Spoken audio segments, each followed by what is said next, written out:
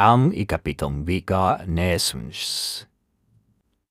Ama, sa mga kamay mo'y ipagtatagubilin ko ang aking espiritu. Ama,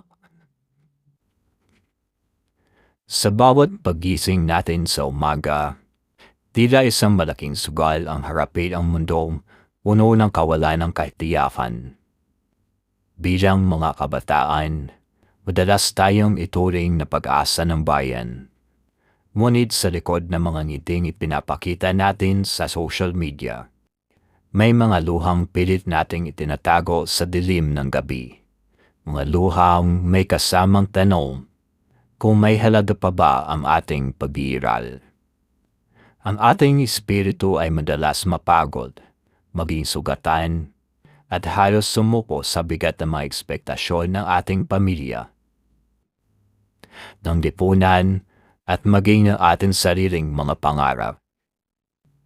Ang katotohanan, Ama, sa mga kamay mo'y ipagtatagubilin ko ang aking espiritu, ay hindi lamang isang huling hininga ng pagsuko. Ito ay isang desperadong deklarasyon ng ganap na pagtitiwala sa gitna ng unos na halos lumunod sa atin. Ito ang pagsuko na nagbibigay daan sa isang mas matibay na pagbangon.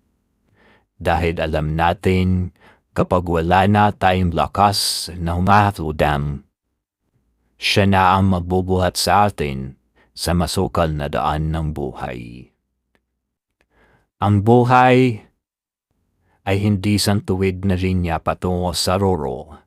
Ito ay isang serye ng mga matatarik na bangin at malulungkot na lambaf na kung saan bawat hakbang ay may kasamang hapdi. Marami sa atin ang nakararanas na ng pait ng pagkatalo. Yung tipong ibinigay mo na ang lahat. Wiyat, pagod, dugo, at pati na ang iyong karangalan.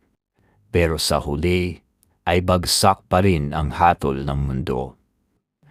May mga gabing tinititigan natin ang kisame. Nangamatal ang panga sa pigil na hagulhol at tinatanong ang kalawakan, para saan pa ba ang lahat ng ito? Ang pighati ay bahagi ng ating paghubog. Ang mga sugat na dulot ng ating mga kabiguan ay hindi dapat ituring na kapintasan. Ang mga ito ay mga badges of honor na nagpapatunay na tayo ay lumalaban. Sa bawat hagulhol at pagsumamo sa may kapal, doon unti-unti natitibag ang ating kayabangan at napapalitan na isang pusong may sapat na lalim upang maunawaan na ang tunay na kahulugan ng pagpapakumbaba na tayo ay hamak na nilalang lamang na nangangailangan ng kanyang biyaya. Paano nga ba tayo bumabangon mula sa abo ng ating mga pagkakamali kapag ang tanging natitira sa atin ay pera-perasong tiwala sa sarili? Ang sekreto ay hindi nasa bilis ng pagtakbo, kundi nasa tibay ng paninindigan na hindi tayo mananatili sa lupa. Kahit pagustuhin nating sumuko na lang at mamatay ang pangarap.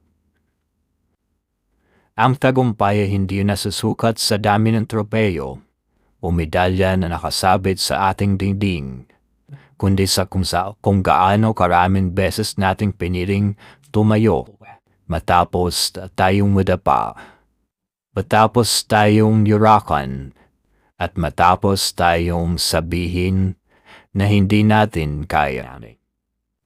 Sa bawat hindi ko na kaya, lagi may bulong ang ating espiritu na nagsasabing, isa pa.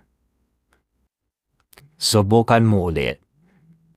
Isang bulong na nagmumula sa pag-asang hindi siya bibitiw. Ang pagbangon ay nagsisimula sa pagtanggap na tayo ay tao lamang, pero po, nagkakamali at nangangailangan ng gabay.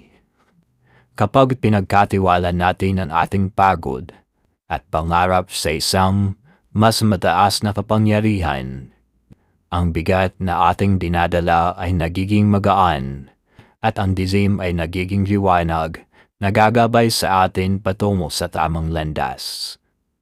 Sa dulo ng ating paglalakbay, matatanto natin ang bawat luha ay nagsisilbing pataba sa lupa ng ating pagkatao upang sumibol ang isang matatag na puno kahoy na hindi basta-basta natitinag ng hangin. Huwag nating katakutan ang hirap dahil ang pinakamaningning na brilyante ay nabuo sa ilalim ng matinding pressure. Ang tagumpay na nakamit mo na sa pawis, dugo, at panalangin ay may lasang hindi kailanman matatapatan ng anumang madaling paraan.